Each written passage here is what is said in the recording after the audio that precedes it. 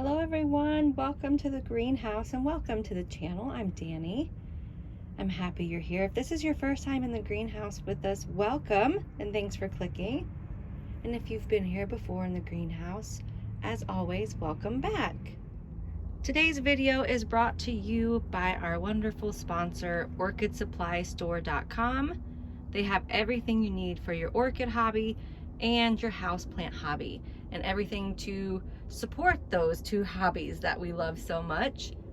I will leave a link to their website in the description of this video. And what's really awesome for viewers and subscribers, if you enter the coupon code DANNY, D-A-N-N-I, you will receive 12% off. So that's pretty awesome.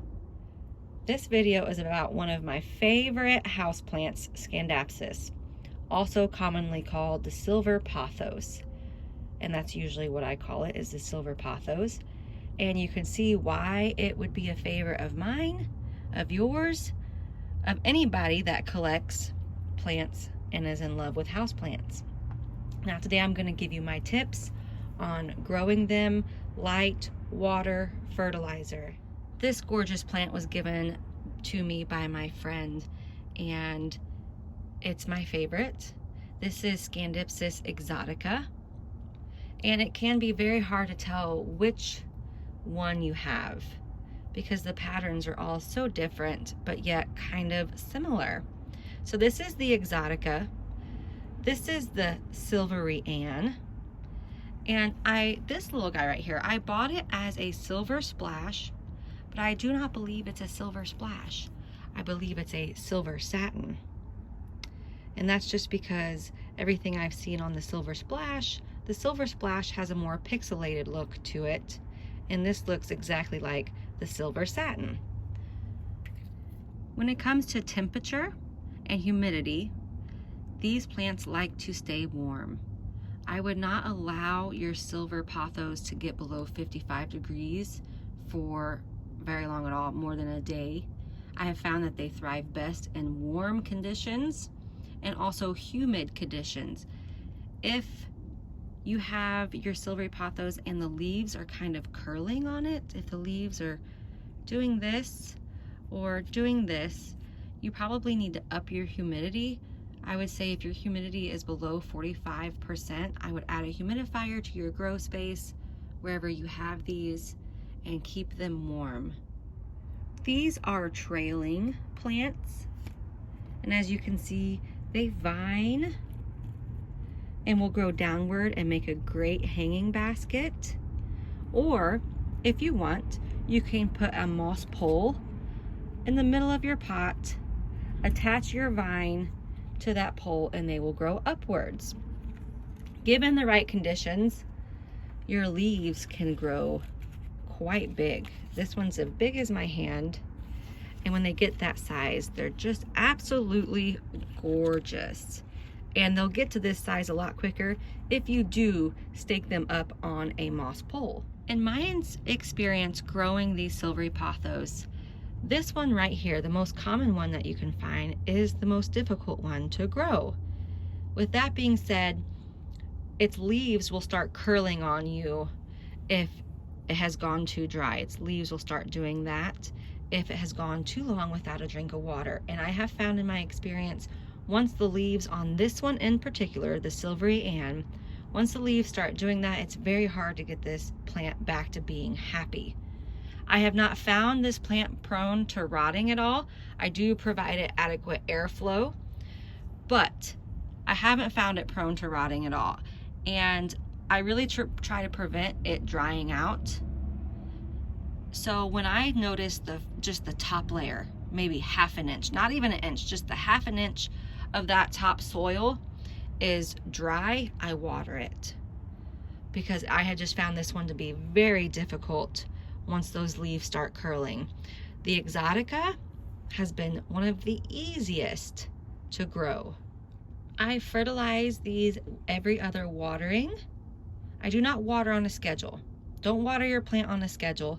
Water it when it needs watered.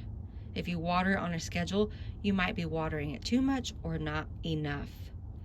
Now, I water it every other watering, or I fertilize it every other watering with a 20-20-20 fertilizer that you can find at any home and garden store, and it is very cheap. I water with lukewarm tap water. I do not use RO water or distilled water. I use just my tap water, and no, I've never tested it, so I cannot tell you anything about my tap water. Now, you see this yellowing leaf? This is a great example. This is normal. Your plant's not dying. You've not overwatered it. There's just one yellowing leaf, and it's just the oldest leaf dying off. So once that leaf turns all the way yellow, it'll be very easy to just right out of there and you throw it out. Don't worry if you have a yellowing leaf or two at the very oldest leaves. That's no worry. That's natural. At first, I did not know how much light to give these plants, and now in my experience I have found that they grow faster and more bushy and more lush with the higher light you can give them. No direct sunlight. No direct sunlight. Like during the summertime, if you have that sunshine shining on your porch, do not put it in that direct sunlight on your porch. It will burn. It likes indirect sunlight. This is not a low light plant, it's a medium light plant, so give it indirect sunlight. A window seal will be perfect. A kitchen table in the middle of your living room with no windows nearby, it will hate it. And the tall tale way you can see if your plant's getting enough light is its growth habit. And this plant here is a really good example. This is a Tribute Moonlight. I don't know if I'm saying that. I believe this is a Scindapsus too. Scindapsus. My southern accent from my mother always escapes when I try to say that word. But you see how long of a stretch this vine is right here? It's because I wasn't giving it enough sunlight, and that vine was stretching, trying to find sunlight.